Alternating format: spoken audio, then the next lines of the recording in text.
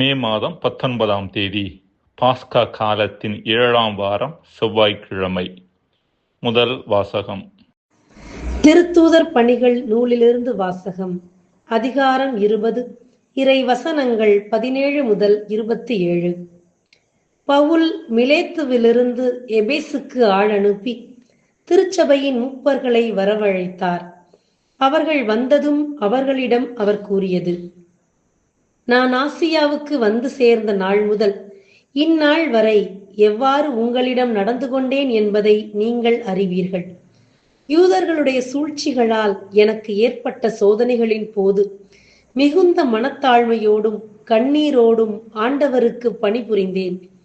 நன்மை பயக்கும் ஒன்றையும் உங்களுக்கு நான் அறிவிக்காமல் விட்டுவிடவில்லை. பொது இடங்களிலும் வீடு வீடாகவும் சென்று உங்களுக்கு கற்றுக் கொடுத்தேன்.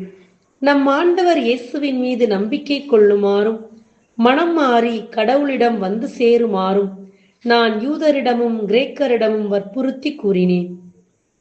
இப்போதும் தூய ஆவியாருக்கு கட்டுப்பட்டு நான் எருசலேமுக்கு செல்கிறேன். அங்கு எனக்கு என்ன நேரிடும் என்பது தெரியாது. சிறை வாழ்வும் இன்னல்களும் எனக்காக காத்திருக்கின்றன என்று தூய ஆவியார் ஒவ்வொரு நகரிலும் என்னை எச்சரித்து வருகிறார். என்னை பொறுத்த வரையில் எனது உயிரை ஒரு பொருட்டாக நான் மதிக்கவில்லை. இறையருளை பற்றிய நற்செய்திக்கு சான்று பகருமாறு ஆண்டவர் இயேசு எனக்கு கொடுத்த பணியை நிறைவேற்றி என் வாழ்க்கை ஓட்டத்தை முடிப்பதே என் விருப்பம். இதுவரை நான் உங்களிடையே வந்து இறையாட்சியை பற்றி பறைசாற்றினேன். ஆனால் இனிமேல் உங்களுள் எவரும் என் முகத்தை பார்க்கப் போவதில்லை என்று நான் அறிவேன். உங்களுள் எவரது அழிவுக்கும் நான் பொறுப்பாளி அல்ல என்று இன்று நான் உங்களிடம் தெரிவித்துக் கொள்கிறேன். கடவுளின் திட்டம் எதையும் நான் உங்களுக்கு அறிவிக்காமல் விட்டுவிடவில்லை. ஆண்டவரின் அருள்வாக்கு. இறைவா, உமக்கு நன்றி. நற்செய்தி வாசகம். யோவான் எழுதிய நற்செய்தி அதிகாரம் 17, இறை திருவசனங்கள் 1 தொடங்கி 11 முடிய. அக்காலத்தில் இயேசு வானத்தை அண்ணாந்து பார்த்து வேண்டியது: தந்தையே, நேரம் வந்துவிட்டது. உம் மகன் உம்மை மாட்சிப்படுத்துமாறு நீ மகனை மாட்சிப்படுத்தும். ஏனெனில் நீர் அவரிடம் ஒப்படைத்தவர்கள் அனைவருக்கும் அவர் நிலை வாழ்வை அருளுமாறு மனிதர் அனைவர் மீதும் அவருக்கு அதிகாரம் அளித்துள்ளீர். உண்மையான ஒரே கடவுளாகிய உம்மையும் நீர் அனுப்பிய இயேசு கிறிஸ்துவையும் அறிவதே நிலை வாழ்வு. நான் செய்யுமாறு நீர் என்னிடம் ஒப்படைத்திருந்த வேலையை செய்து முடித்து நான் உம்மை உலகில் மாட்சிப்படுத்தினேன்.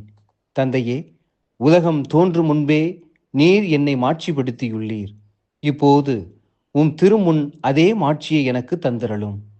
நீர் இவ்வுலகிடமிருந்து தேர்ந்தெடுத்து என்னிடம் ஒப்படைத்த மக்களுக்கு நான் உமது பெயரை வெளிப்படுத்தினேன். உமக்கு உரியவர்களாய் இருந்த அவர்களை நீர் என்னிடம் ஒப்படைத்தீர். அவர்களும் உம் வார்த்தைகளை கடைபிடித்தார்கள். நீர் எனக்கு தந்தவை அனைத்தும் உம்மிடமிருந்தே வந்தவை என்பது இப்போது அவர்களுக்கு தெரியும். ஏனெனில் நீர் என்னிடம் சொன்னவற்றையே நான் அவர்களிடமும் சொன்னேன்.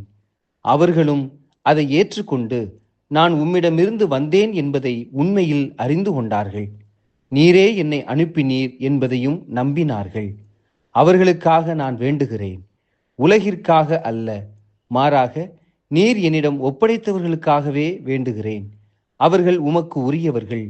என்னுடையதெல்லாம் உம்முடையதே, உம்முடையதும் என்னுடையதே. அவர்கள் வழியாய் நான் மாட்சி பெற்றிருக்கிறேன். இனி நான் உலகில் இருக்கப் போவதில்லை. அவர்கள் உலகில் இருப்பார்கள். நான் உம்மிடம் வருகிறேன் என்றார். ஆண்டவரின் அருள்வாக்கு. கிறிஸ்துவே, உமக்கு புகழ். அன்புக்குரியவர்களே, பர்பஸ் என்பது ஒரு ஆங்கில வார்த்தை. இதை தமிழில் லட்சியம் என்று மொழிபெயர்க்கலாம். இவ்வுலகிற்கு மனிதர்களை அனுப்பும் கடவுள் அவர்கள் செய்து முடிக்க வேண்டிய ஒரு திட்டத்தோடு அவர்களை அனுப்புகின்றார். ஒவ்வொரு மனிதருக்கென்றும் இறைவன் ஒரு திட்டம் வைத்திருக்கிறார். இதுவே பர்பஸ் என்று சொல்லப்படுவது. இந்த இறை திட்டத்தை மனிதர்கள் தங்களது லட்சியமாக கொண்டு செயல்படுகின்ற பொழுது அவர்களது தனிப்பட்ட வாழ்வு நிறைவான ஒன்றாக மாறுவதோடு தங்களை சுற்றி இருக்கும் சமூகத்தையும் நிறைவின் பாதையில் அவர்கள் வழிநடத்த ஆரம்பிக்கின்றனர். இன்றைய நற்செய்தி இயேசுவின் லட்சியம் குறித்தும் முதல் வாசகம் புனித பவுலின் லட்சியம் குறித்தும் பேசுகின்றன. கடவுள் தனக்கு கொடுத்த திட்டமாக இயேசு இன்றைய நற்செய்தியில் கூறுவது, இறைவன் இவ்வுலகில் இருந்து தேர்ந்தெடுத்து தன்னிடம் ஒப்படைத்த மக்களுக்கு இறைவனது பெயரை வெளிப்படுத்துவது, அதன் வழியாக தன்னிடம் ஒப்படைக்கப்பட்ட மக்களுக்கு நிலை வாழ்வை வழங்குவது. இறைவன் தனக்கு கொடுத்த இத்தகைய திட்டத்தை செயல்படுத்தியதன் வழியாக இயேசு இறைவனை மாட்சிப்படுத்தினார். நான் செய்யுமாறு நீர் என்னிடம் ஒப்படைத்திருந்த வேலையை செய்து முடித்து நான் உம்மை உலகில் மாட்சிப்படுத்தினேன் என்கின்றார். அதாவது, எந்த ஒரு மனிதர் தனக்கென்று இறைவன் வைத்திருக்கிற திட்டத்தை தனது வாழ்க்கையில் செயல்படுத்துகிறாரோ அவர் தனது வாழ்க்கையின் நிறைவை கண்டுகொள்வதோடு இறைவனையும் மாட்சிப்படுத்துகிறார் என்கிற செய்தியானது இங்கு காண கிடைக்கிறது.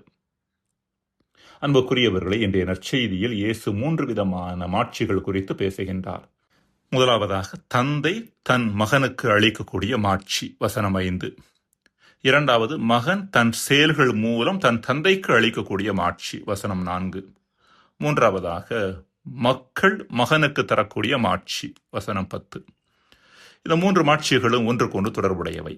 உலகம் தோன்றுவதற்கு முன்பாகவே தன்னை மாட்சிப்படுத்திய கடவுளுக்கு மகன் தனது செயல்கள் மூலம் மாட்சி தருகின்றார். இதனால் மக்களும் மகனுக்கு மாட்சி தருகின்றனர். அடுத்தபடியாக, அன்பிற்குரியவர்களே, புனித பவுலின் லட்சியம் குறித்து நாம் சிந்திக்கலாம். புனித பவுல் தனக்கு வெளிப்படுத்தப்பட்ட இறை திட்டமாக முதல் வாசகத்தில் கூறுவது, ஆண்டவராகிய இயேசு கிறிஸ்துவிடம் நம்பிக்கை கொள்ளுமாறும் மனம் மாறி கடவுளிடம் வந்து சேருமாறும் யூதர்களையும் கிரேக்கர்களையும் அழைப்பது. வேறு வார்த்தைகளில் சொல்ல வேண்டுமெனில், கிறிஸ்து இயேசு வழியாக வெளிப்படுத்தப்பட்ட இறையருள் பற்றிய நற்செய்திக்கு சான்று பகர்வதே தனது வாழ்க்கையினுடைய லட்சியம் என்று புனித பவுல் சொல்லுகின்றார். அன்புக்குரியவர்களே, இயேசுவும் சரி புனித பவுலும் சரி தங்களுக்கு வெளிப்படுத்தப்பட்ட இறை திட்டத்தை முழு மூச்சோடும் முழு வீச்சோடும் செய்தனர். தன்னை அனுப்பிய தன் தந்தையின் திட்டத்தின்படி செயல்படுவதே தன் உணவு என்றவர் நம் ஆண்டவர் இயேசு கிறிஸ்து, யோவான் 4:34. அதேபோல புனித பவுல், கடவுளின் திட்டம் எதையும் நான் உங்களுக்கு அறிவிக்காமல் விட்டுவிடவில்லை என்று கூறுவதோடு அந்த திட்டத்திற்காக தனது உயிரை கூட கையளிக்க தயார் நிலையில் இருந்ததாக குறிப்பிடுகின்றார். அன்புக்குரியவர்களே, இன்றைய நாளில் இறைவன் நம் வாழ்விற்கு என்று வைத்திருக்கக்கூடிய இறை திட்டத்தை தேர்ந்து தெளியக்கூடியவர்களாகவும் அதை செயல்படுத்தக்கூடியவர்களாகவும் இருக்கின்றோமா என்று நம்மை பார்த்து கேட்க நாம் அழைக்கப்படுகின்றோம். ரிக் வாரன் என்பவர் ஒரு புத்தகம் எழுதியுள்ளார். அந்த புத்தகத்தினுடைய தலைப்பு பர்பஸ் ட்ரிவன் லைஃப், லட்சியத்தால் தூண்டப்பட்ட வாழ்வு என்று அதனுடைய பொருள். அந்த புத்தகத்தில் அவர் மீண்டும் மீண்டும் சொல்லக்கூடிய செய்தி இதுதான்: இவ்வுலகில் நம்மை படைத்த கடவுள் நமக்கென திட்டம் ஒன்று வைத்திருக்கின்றார். அத்திட்டத்தை செய்வதுதான் நமது முதல் வேலை. இதற்கு மாறாக நமது சொந்த திட்டங்களுக்கும் விருப்பங்களுக்கும் முக்கியத்துவம் கொடுத்தோம் என்றால் நமது வாழ்வு நிறைவற்றதாகவும் நிம்மதியற்றதாகவும் இருக்கும் என்று சொல்லுகின்றார். மன்றாடுவோமாக. இறைவா, உமது திட்டத்தை உதறி தள்ளிவிட்டு எங்களது சொந்த திட்டத்தின் பின்னால் போவதே எங்களது வாழ்க்கையின் அத்தனை பிரச்சனைகளுக்குமான காரணம் என்பதை உணர்ந்து உமது திட்டத்தை நாடி ஓடி தேடுவதே எங்களது வாழ்வின் நிறைவிற்கான வழி என்பதை உணர்ந்து வாழ எங்களுக்கு வரமருள்வீராக. ஆமேன்.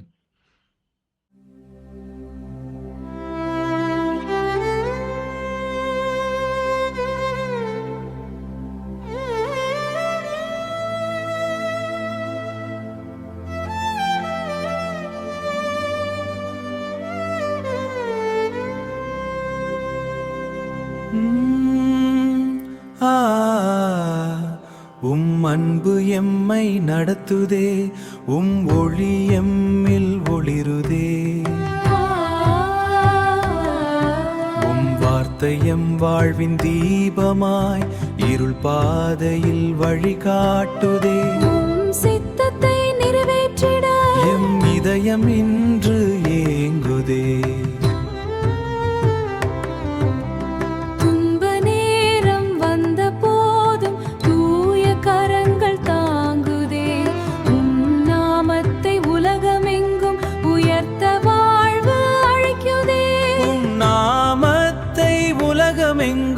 உயர்த்த வாழ்வு அழைக்குதே. தந்தையே, எம்மை காத்தருள்வீர், உண்மையில் நிலைநிறுத்துவீர். நாமம் உலகமெங்கும் உயர்ந்திடுமே. அன்பு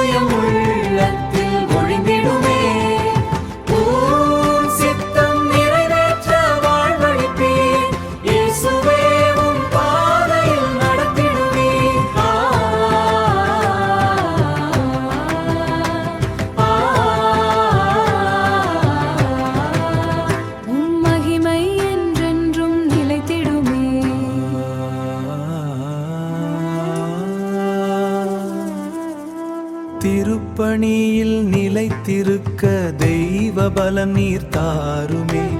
உலகமெல்லாம் சென்றிடுவோம் உம் மகிமை வெளிப்படவே. உம் சமாதான அர்ப்பணிப்போம். உம் சமாதான ராஜ்யத்தை எல்லாம் உள்ளம் வாழ்த்துமே. உமபினால் ஒன்றுபட்டு உலகமெல்லாம் சென்றிவோம். உலகமெல்லாம் சென்றிடுவோம். ஓம் மகிமை வெளிப்படவே.